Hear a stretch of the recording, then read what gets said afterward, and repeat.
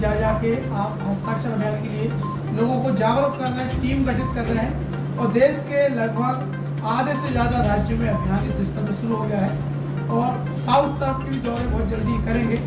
तो हम चाहेंगे सबसे पहले नितिन उपाध्याय जी इस पूरे अभियान को लेके क्या योजना है पूरी और इस अभियान के माध्यम से क्या देश को एक संदेश देना चाह रहे हैं। और जो सवाल है, क्योंकि बड़ी कई बार देश में ऐसा होता है बहस छिड़ती है कि भारत को हिंदू राष्ट्र क्यों मनाया जा रहा है, मुसलमान कहाँ जाएंगे, कहीं जो हिंदू महासभा है देश में अराजकता पैदा तो नहीं कर रही है। ऐसे तमाम सवाल आप सब लोगों के मन में होंगे, हम चाहेंगे सीधा रूबरू हो। धन्यवाद।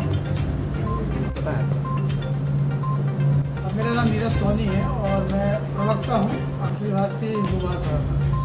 नीरज जी, अखिल भारतीय हिंदू महासभा हिंदू के बहुत अच्छा कार्य कर रही है। एक कहावत है, भूखे पेट भजन न होए गोपाला। तो यदि हिंदू को जगा रहे हैं तो हिंदू का पेट भरने का दायित्व भी कहीं कभी कभी बन जाता है। इस पर क्या कहेंगे?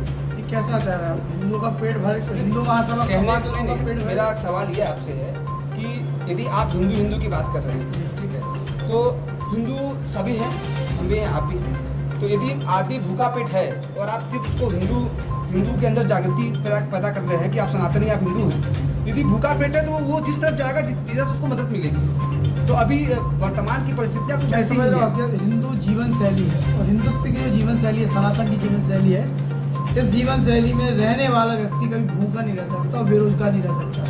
कर्म आधारित व्यवस्था इस देश में रही है, पहले भी रही है, द्वापर से त्रेता, सतयुग और कलयुग में भी है।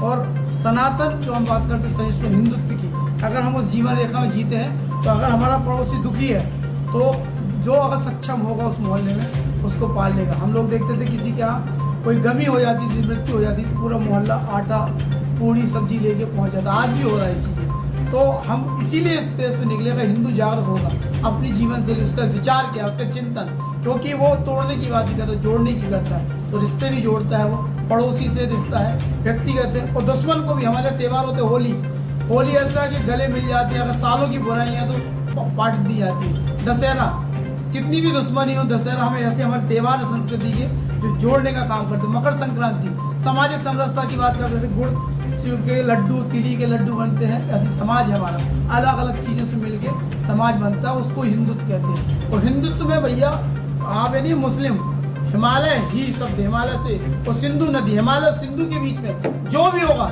इंसान है वो हिंदू है, और वो हिंदू है तो उसके सुख दुख से एक दूसरे को सरोकार है। और ये पाठ हिंदू महासभा ने सिखाया हमेशा से। सावरकर जी ने इसी चिंतन को लेके इसकी कल्पना की थी और आज उस चिंतन को आगे बढ़ाया जा रहा है। इतिहासकारों का ये भी कहना है कि जो हमारे बीच आज मुस्लिम वर्ग है वो भी कहीं ना कहीं हिंदू ही है, और उस समय की परिस्थितियाँ ऐसी थी कि वो मुस्लिम जाति में कन्वर्ट हुए। इस पर कितनी सच्चाई? देश का दुर्भाग्य है कि इतिहासकार जो रहे कोठे के सेवक रहे हैं, उन्होंने उनके अनुरूप इतिहास लिखा है। शिवाजी को नहीं पढ़ाया जाता, छसाल को नहीं पढ़ाया जाता, इन लोगों को आतंकवादी लिखा गया।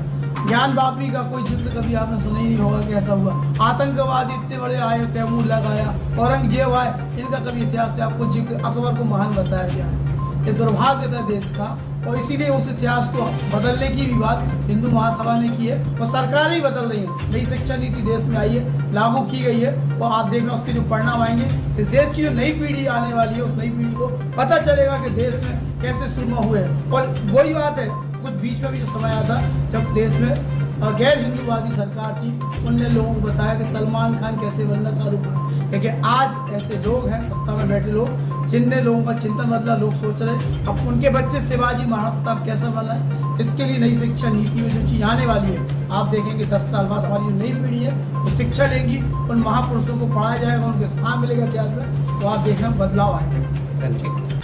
मैडम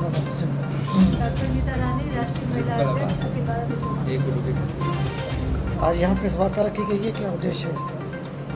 आज उद्देश्य यह है कि हम लोगों ने अखिल भारत हिंदू महासभा ने हिंदू राष्ट्र के समर्थन में हस्ताक्षर अभियान शुरू किया हुआ है। बनारस में भी 10 जुलाई से चल रहा है और बागेश्वर धाम के पंडाल में भी लगा था, और अभी तक हम लोगों ने 5 लाख के आसपास। कितना समय हो गया ऐसे इसकी शुरुआत हुई? 4 महीने से इसकी शुरुआत हो चुकी है।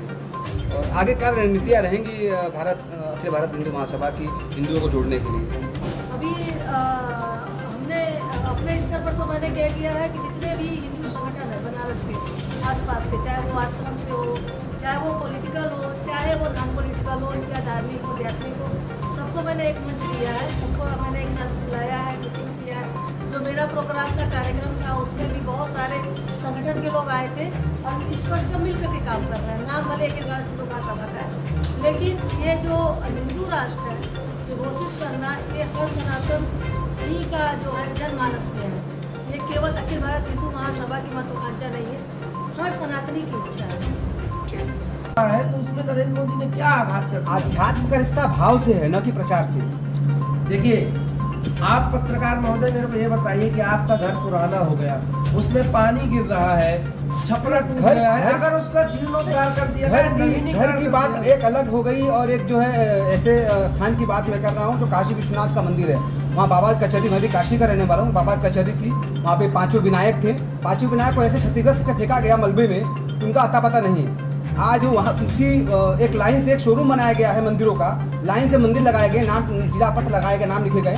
क्या मतलब, क्या ये एक शॉपिंग मॉल खुला हुआ है बाबा का? देखिए, आप मेरे को ये बताइए कि अगर हमने मंदिर का माननीय मोदी जी ने सुप्रीम कोर्ट के न्यायालय पे, मैं ये नहीं बोलता मोदी जी ने बनाया है, माननीय सुप्रीम कोर्ट के न्यायालय पे मंदिर बना है, भाजपा सरकार ने उसमें स्पीड में काम किया है।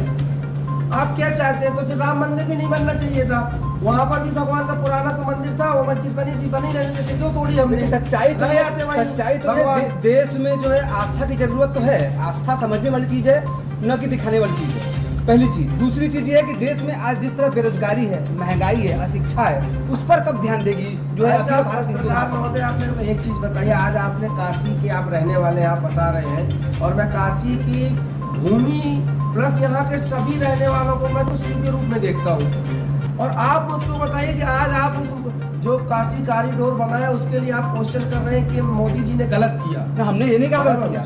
अरे मोदी, ये जनता का सवाल है कि मोदी जी ने उनकी आस्था के साथ खिलवाड़ किया। वही आस्था के साथ खिलवाड़ किया, तो मैं उसी जनता से पूछता हूँ कि जब हाईवेज पे मजारें बनती हैं, जब नई नई मस्जिदें बनती हैं, वहाँ नमाज पढ़ी जाती है और ट्रैफिक जाम कर दिया जाता, तब जनता कहाँ जाती है? तब कोई पत्रकार उसको शूट करने क्यों नहीं जाता? आपको मालूम है मनमोहन सिंह ने सन 2013 में वक्फ बोर्ड अधिनियम 1947 में जो संशोधन किया है, उसका मतलब क्या होता है?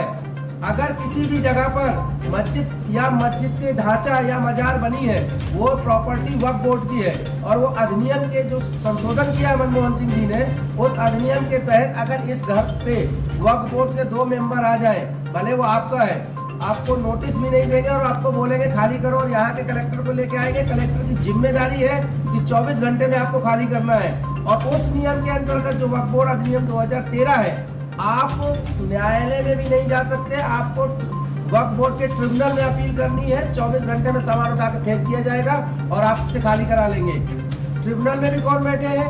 वही लोग बैठे हैं। तो आप ये मुद्दे क्यों नहीं उठाते?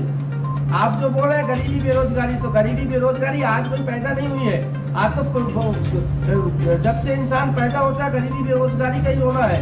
हम कोई गरीबी बेरोजगारी, हम चुनाव लड़ने की बात नहीं कर रहे, हम देश को हिंदू राष्ट्र बनाने के लिए हस्ताक्षर अभियान चला रहे हैं, हिंदुओं को एकत्रित करने के लिए चला रहे हैं। हम ना तो चुनाव लड़ रहे हैं कि बेरोजगारी की बात करें या उसकी बात करें, ये बात सरकारों का है जो चुनाव लड़ती है। आप समाजवादी वालों से पूछिए कि उन्होंने कितनी बेरोजगारी हटाई, बीएसपी वालों से पूछिए, कांग्रेस वालों से पूछिए और भाजपा वालों से पूछिए। हिंदू महासभा सिर्फ हिंदू हित का काम जो कोई करता है उसका समर्थन करती है, और भारत को हिंदू राष्ट्र घोषित करने के लिए प्रधानमंत्री जी को हमको ये ज्ञापन देना है। अगर उन्होंने घोषित नहीं किया तो देश के प्रधानमंत्री को इस देश के हिंदुओं ने बनाया है, प्रधानमंत्री ने हिंदुओं को नहीं बनाया है। हम विचार करेंगे कि क्या करना है। हस्ताक्षर अभियान चलाने की जरूरत क्या पड़ी?